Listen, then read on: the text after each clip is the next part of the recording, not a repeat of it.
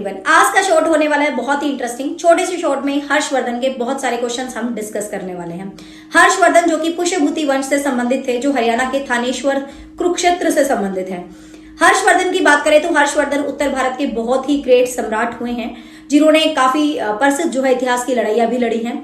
हर्षवर्धन की हम बात करें तो हर्षवर्धन के दरबारी कवि अक्सर एग्जाम में पूछे जाते हैं। तो हर्षवर्धन के दरबारी कवि थे बाण भट्ट, और बाण भट्ट ने इनके लिए पुस्तक लिखी थी। The name of the book is Harshacharita. लेकिन हर्षवर्धन खुद भी एक बहुत ही अच्छे कवि थे, और उनकी लिखी हुई भी 3 पुस्तकें हैं, नागानंद, रत्नावली एंड प्रियदर्शिका। एग्जाम में डायरेक्ट क्वेश्चन आता है किस भाषा में लिखी थी, संस्कृत भाषा में लिखी हुई थी। हर्षवर्धन के काल में चीनी यात्री, बहुत फेमस चीनी यात्री हयोंगसांग या हेंगसांग जिसको हम बोलते हैं, हेंगसांग इनके काल में भारत आए थे, जिनको यात्रियों का राजकुमार भी कहा जाता है, नीति का पंडित कहा जाता है, शाक्य मुनि कहा जाता है। बहुत ही इंपॉर्टेंट थे, हस्ती आप कह सकते हो आपके हेंगसांग।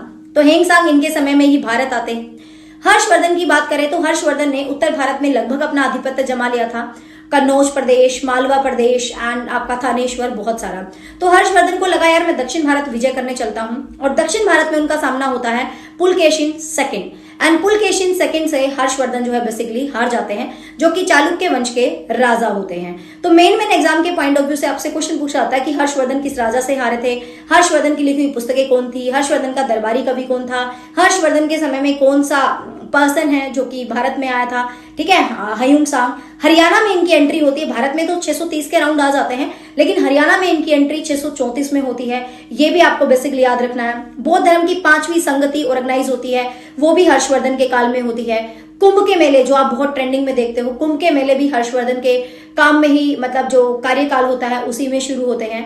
तो और एक क्वेश्चन आता है, हर्षवर्धन की जो मृत्यु का उल्लेख है या उनकी हार का उल्लेख है वो हमें कहां मिलता है। हर्षवर्धन की पूरी लाइफ स्टोरी तो बाण भट्ट की लिखी हुई है, लेकिन आपको ध्यान रखना ये जो युद्धों में हारने वाली बात है पुलकेशिन सेकंड से, ये बाण भट्ट ने नहीं लिखी, ये लिखी हुई है रवि कीर्ति ने। रवि कीर्ति जो कि पुलकेशिन सेकंड के कवि थे, और एहोल अभिलेख है जो कि कर्नाटक में है, उस अभिलेख के अंदर हर्षवर्धन की हार का जिक्र हमें मिलता है। तो ये कुछ इंपॉर्टेंट फैक्ट्स हैं जो हर्षवर्धन से अपने एग्जाम में पूछे जाते हैं। For detail video you can join achievers academy YouTube channel, वहां पर मैंने पूरा डिटेल में हर्षवर्धन पढ़ाया हुआ है। Thank you so much, stay tuned.